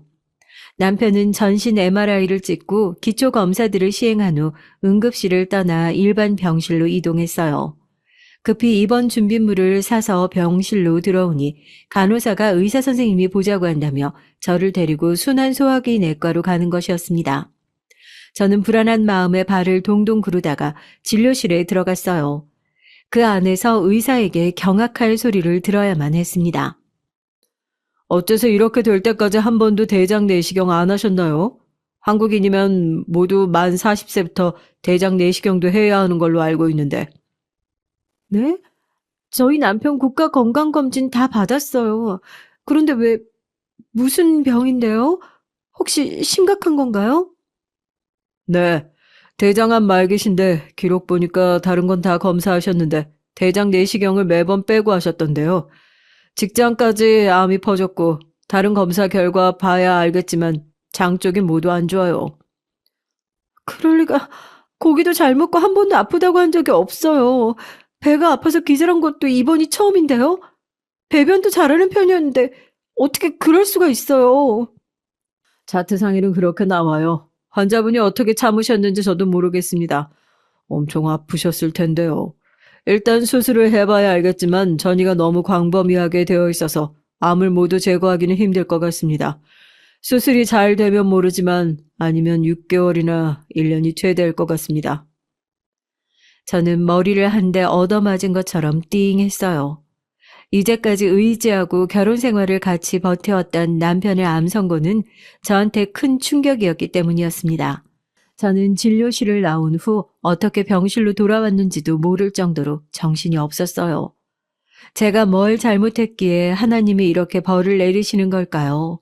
쉴 새 없이 눈물이 흘러 제 옷 앞서풀 다 적시는데도 저는 눈물을 멈출 수 없었습니다.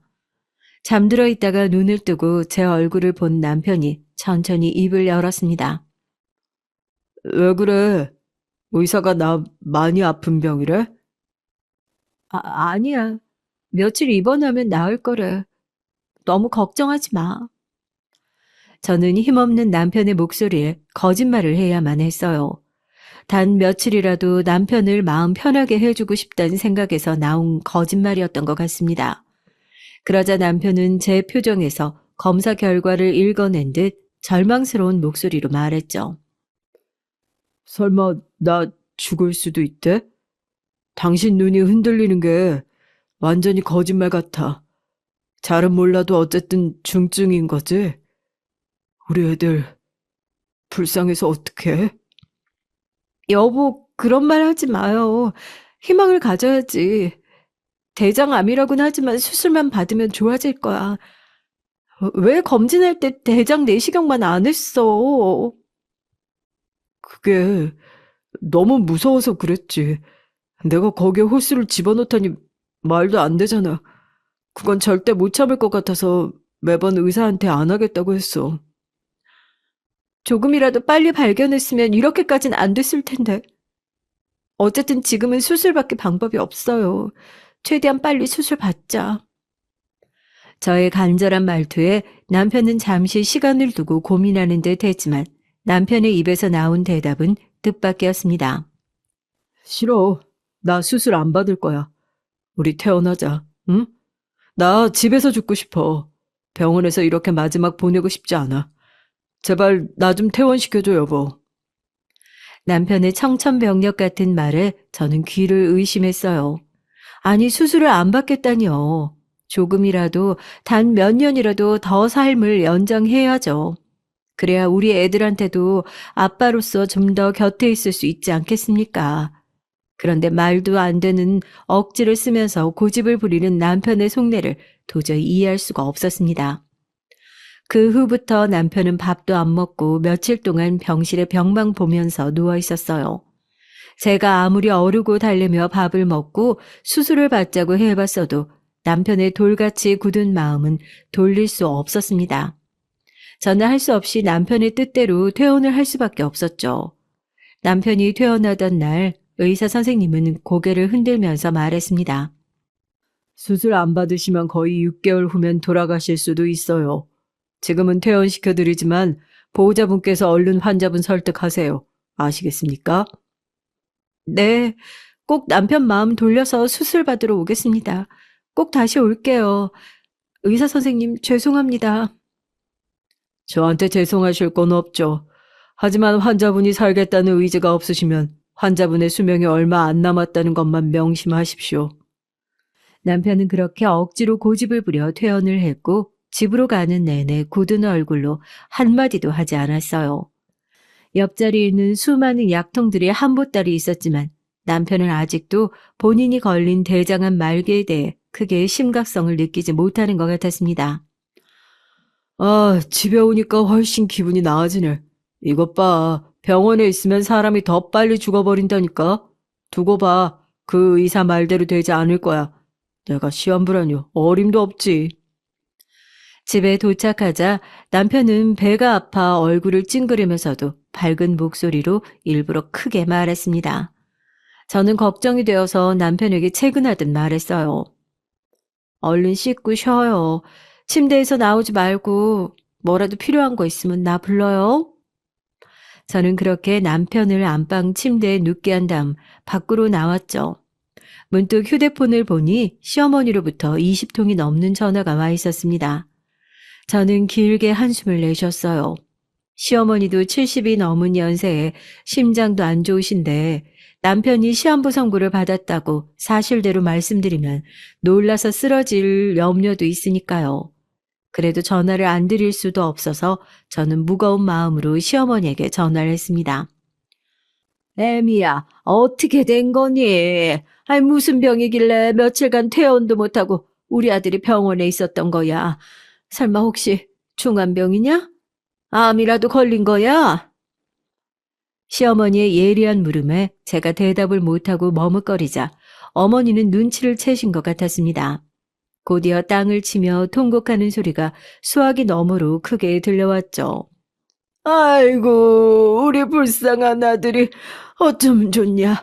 아직 팔팔해야 할 나이에 어떡하니? 내 아들한테 무슨 일이 생긴 거야? 아이고, 네가 우리 아들한테 얼마나 신경을 안 썼으면 걔가 그런 몹쓸 병에 걸려. 시어머니는 목 놓아 울다가 결국 화살을 저에게 돌려버리시는 것이었어요. 저는 하도 기가 막혀 얼마 동안 시어머니에게 대거리할 말이 떠오르지 않았습니다.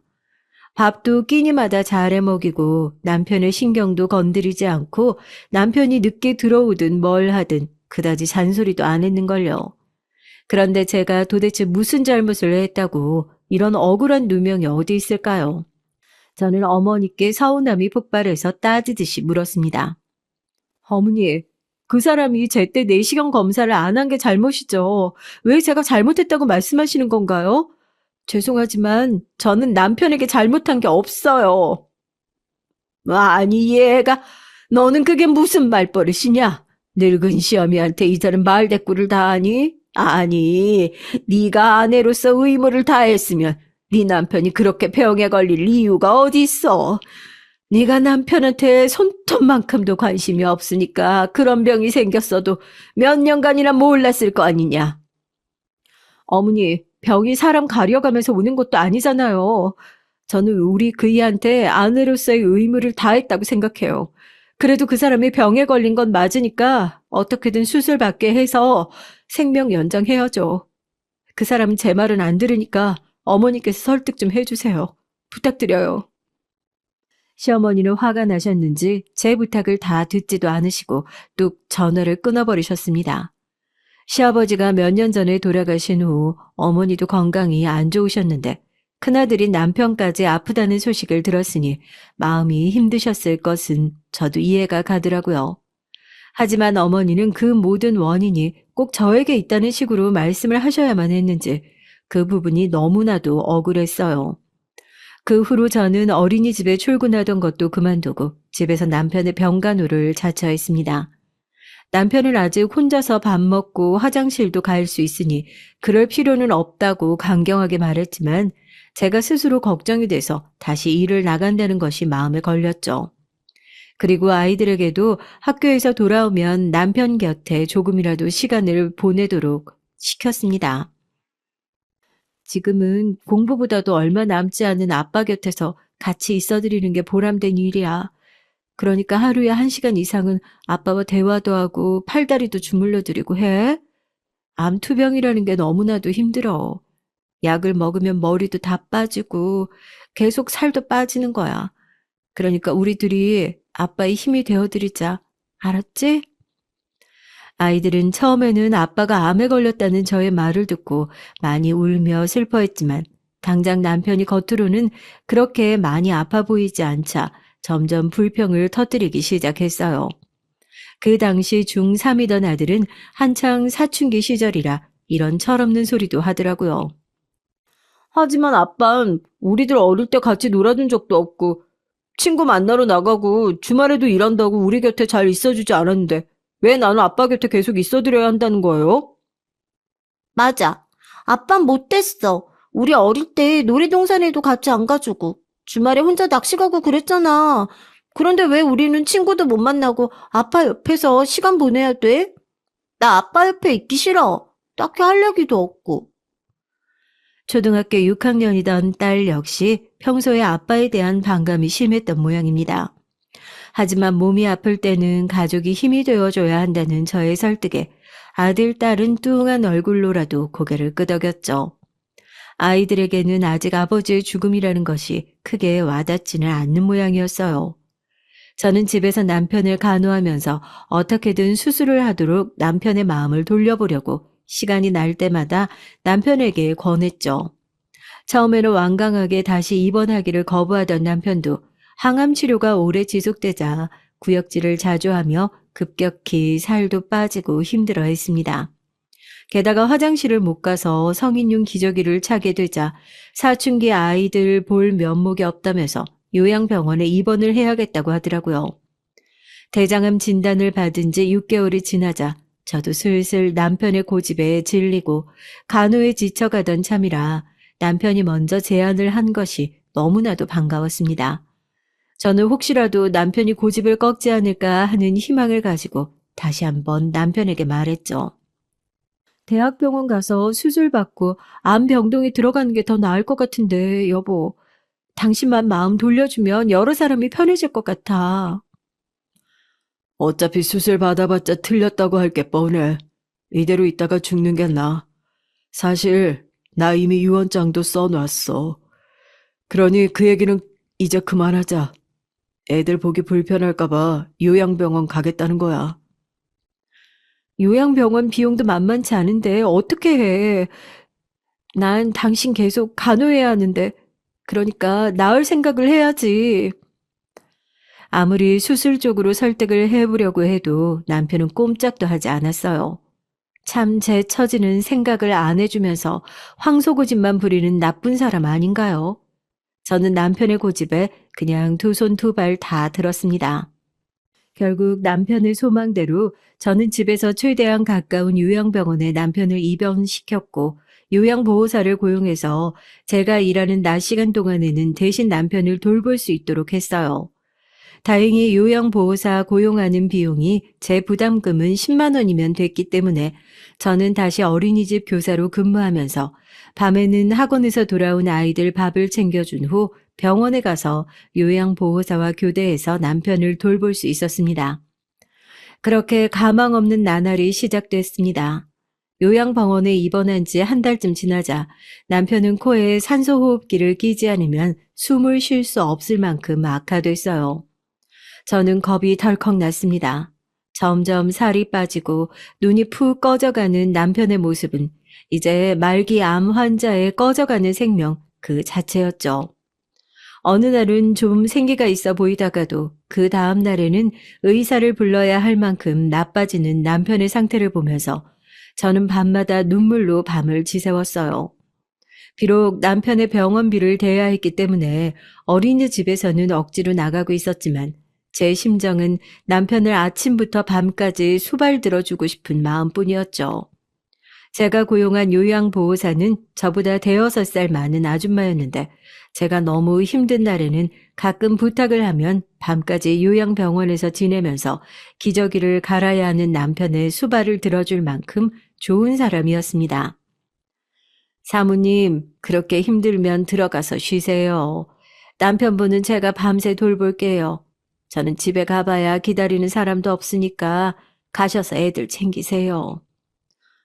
고마워요, 아주머니. 덕분에 우리 남편이 그래도 좀 더 편하게 지내고 있는 것 같아요. 내가 이 은혜는 잊지 않을게요. 그게 제 일인데요. 그러니까 애들도 신경 써주세요. 남편분은 저한테 맡겨주시고요. 이렇게 6개월을 저와 요양보호사가 교대로 돌보면서 애를 썼지만 결국 남편은 암 선고를 받은 지 1년 만에 고집스레 수술도 받지 않고 숨을 거두었습니다. 저는 남편을 잃고 하늘이 무너지는 것 같았어요. 남편의 상을 치르고 와서도 저는 며칠 동안 아무것도 하고 싶지 않았습니다.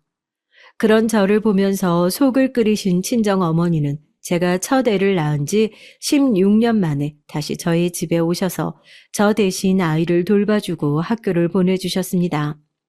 그리고 틈이 날 때마다 제가 우울한 기분을 전환할 수 있도록 어딘가 같이 놀러 가자거나 맛있는 것을 시켜주시는 등 무던히 애를 쓰셨죠. 예, 이제 봄이 다 된 것 같은데 우리 꽃 보러 밖에 나갈래? 아니면 백화점 가서 쇼핑이라도 할까? 어머니는 눈 밑에 다크서클이 진한 무표정한 저의 얼굴을 매일같이 걱정스럽게 바라보면서 억지로라도 웃으라고 이런 말들을 하셨죠. 저는 연세가 드신 친정 엄마가 저 때문에 혹시나 화병이라도 생길 것이 두려워서 억지로 웃으면서 대답했습니다. 저 이제 괜찮아요.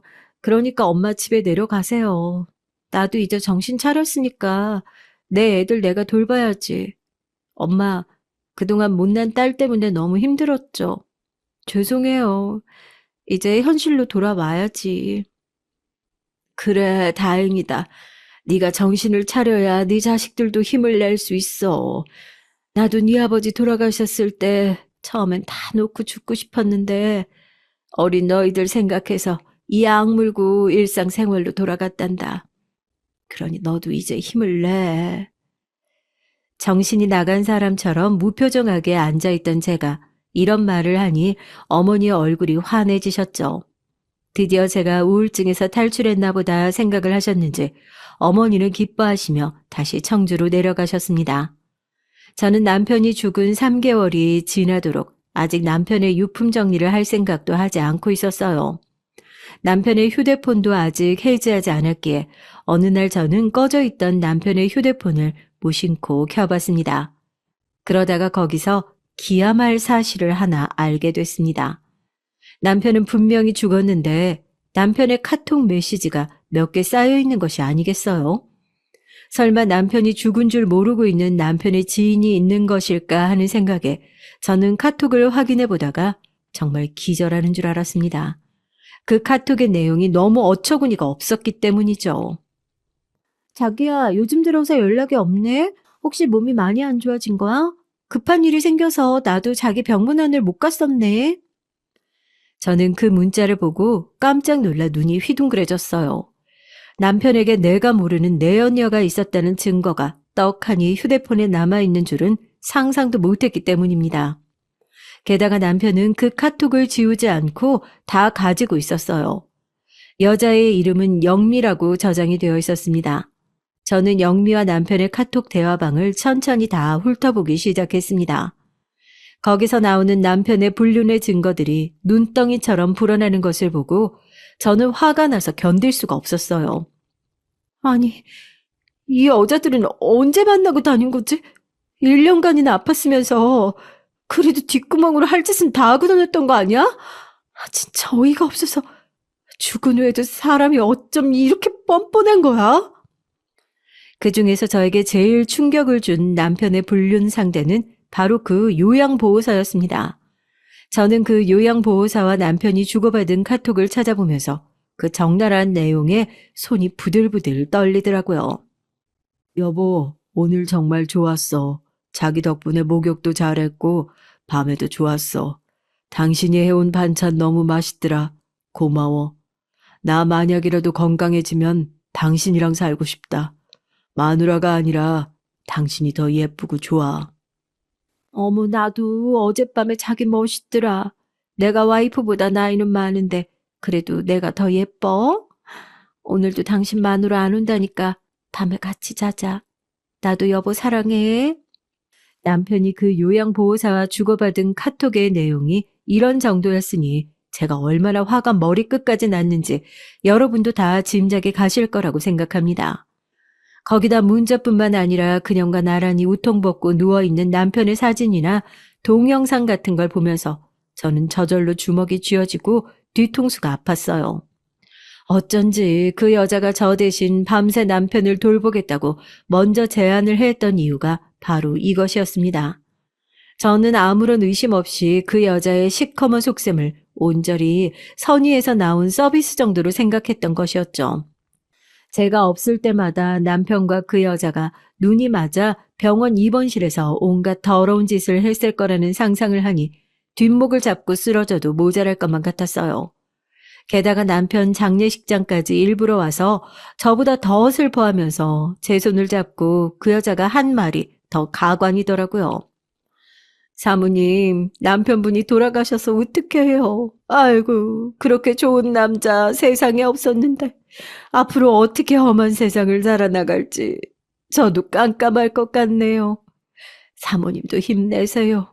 남편분이 하늘에서 우리들을 지켜봐 주실 거예요. 아니, 누가 들으면 자기가 내 남편 조강지처라도 되는 줄 알겠어요. 그때는 너무 슬프고 경황이 없어 그 여자가 무슨 말을 짓거리는지 생각할 겨를도 없이 그냥 넘어갔죠. 그런데 지금 해석해보니 왜 우리라고 했는지 알겠더라고요. 완전히 천하의 둘도 없는 뻔뻔한 여자 아닌가요? 제가 남편의 카톡 내용과 통화 기록을 다시 세세히 살펴보니 남편은 암 선고를 받기 전부터 만나던 내연녀가 있었고 그 여자는 남편이 다니던 회사와 관계된 사람인 것 같았습니다. 그리고 가장 최근에 만난 여자는 그 요양보호사였고요. 이 어처구니 없는 사실을 알고 난 후부터 저는 남편을 영원히 용서하지 못할 것 같았어요.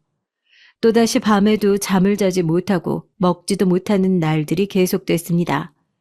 그러나 이번에는 남편의 불륜으로 인한 분노 때문에 일어난 화병이었어요. 결국 저는 정신과 상담을 예약해야 했습니다. 불면증이 일주일 정도 지나니까 현실 감각이 없어지고 온몸이 마치 불에 데인 듯 아파왔기 때문이에요. 처음에 정신과 의사는 제 증상을 반려자를 잃고 나서 생긴 우울증이라고 단정하더군요. 최근에 남편분이 돌아가셨다고요? 그렇다면 그럴 수 있습니다. 충분히 애도의 기간을 가지시고. 아니요. 남편이 죽어버린 게 슬픈 것이 아닙니다.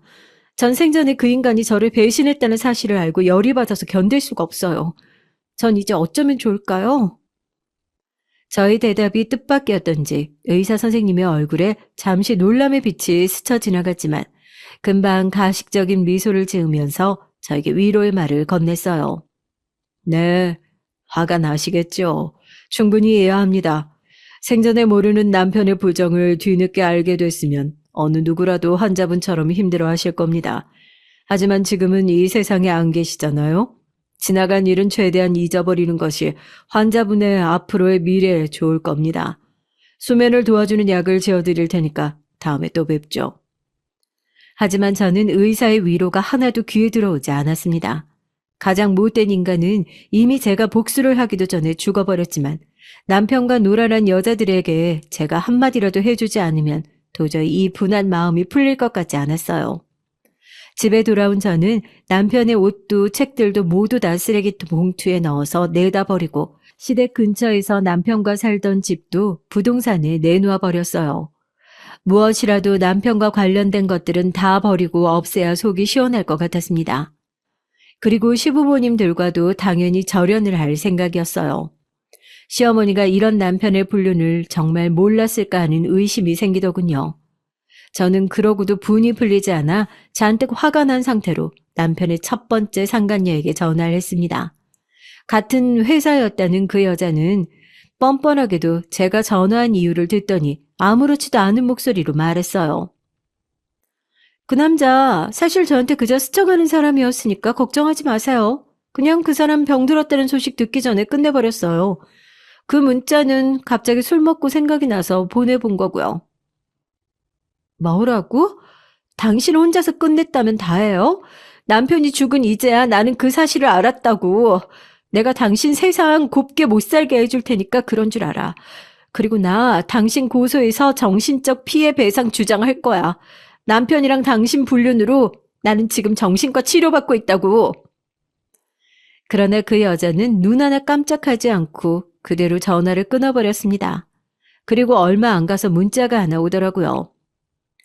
고소하려면 하세요. 전 상관없으니까. 그냥 달라는 돈 주고 풀려나면 돼요.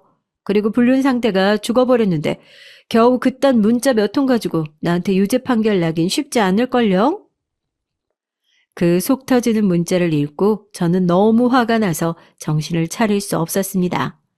갑자기 눈에 보이는 것들을 다 벽에 집어 던져 부수고 깨니까 아들이 놀라서 달려왔어요. 엄마, 무슨 일이야? 도대체 왜 그래? 요즘 너무 기분이 왔다 갔다 하는 것 같아서 걱정돼. 아니야. 너한테 너무 못난 모습 보여주는구나. 미안해. 얼른 가서 자. 한숨을 푹푹 쉬며 겨우 진정하고 아들을 방에 들여보낸 저는 이래서는 안 되겠다는 생각이 들었어요. 내연녀들에게 돌직구로 들이대니까 저만 상처받고 그 년들은 나 몰라라 하면 그만이니까요. 그래서 저는 이를 악물고 다른 방법을 찾아보기로 했습니다.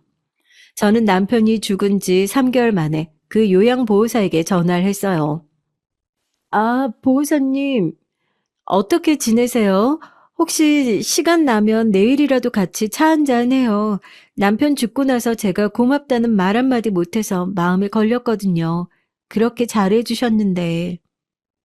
어머, 사모님, 오랜만이시네요. 그래요. 저도 남편분의 마지막 모습이 생각나서 울적했는데 같이 밥이라도 먹어요. 그 여자의 뻔뻔하고 태연한 얼굴을 보니 속이 울렁거리는 느낌이었습니다. 하지만 나중에 통쾌한 복수를 위해 꾹 참았죠. 보이스팬 녹음기를 준비해서 미리 주머니에 숨겨두고 저는 그 여자에게 생전에 남편에 대한 것들을 묻기 시작했습니다. 혹시 그 사람 죽기 전에 아주머니한테 몹쓸짓 같은 거 하지 않았어요? 아무리 제 남편이지만 오래 누워 지냈으니까 욕구 같은 거 참기 어려웠을 텐데. 사모님이 먼저 말씀해 주시니까 솔직히 말을 하는 건데 남편분이 여름쯤에 저랑 처음 만났잖아요. 내가 치마나 좀 짧은 반바지 입고 가면 그렇게 허벅지를 만지더라고. 처음엔 얼마나 놀랐는지. 하지만 아프신 분 기분 나쁘게 해드리기 싫어서 참았지 뭐. 그게 정말이에요? 내가 남편 휴대폰을 아직 해지를 안 했어요. 그 안에 뭐가 있을지 몰라서 혹시 나 몰래 그 인간이랑 놀아난 건 아니고요? 아니야. 무슨 그런 소리를 해. 난 그냥 불쌍한 환자 하나 살리는 셈 치고 되게 남편한테 헌신한 건데. 근데 혹시 휴대폰에 무슨 문자 같은 거 남아있어요? 정말 알길 원해요? 그 나쁜 인간이랑 당신이 어떻게 더럽게 놀았는지 당신 눈으로 확인을 해야 발뺌을 못하겠지? 그 앙큼한 년이 자기는 잘못 없고 남편 쪽에서 희롱을 했다며 거짓말을 술술 내뱉는 게 아니겠습니까? 저는 입술을 깨물고 그 여자에게 남편의 휴대폰에 저장되어 있는 더러운 내용의 카톡들을 보여주었죠. 내 남편은 죽는 순간까지 이렇게 당신하고 불륜 문자 주고받고 두 사람이 내 욕까지 한 거 난 다 알아. 그러니까 당신 얼렁뚱땅 피해자 코스프레 같은 거 할 생각도 하지 마. 아이고 잠깐만. 내가 먼저 그럴 생각은 아니었어. 나도 남편이랑 이혼하고 10년이 넘어서 당신 남편이 아주 잠깐 남자로 보였을 뿐이야. 몸만 주는 관계였지. 진심 아니었다고. 그 말을 들으니 정말 어이가 없어서 말도 안 나오더라고요. 좋았어, 사랑해 따위의 문자까지 다 들켰는데도 어떻게 그런 뻔뻔한 거짓말이 나올까요? 그년이 얼굴에 철판을 깔아도 여러 겹으로 깔았다는 생각이 들더군요. 발뺌 해봐야 소용없어. 다음 주면 당신 경찰서에 소환될 거야.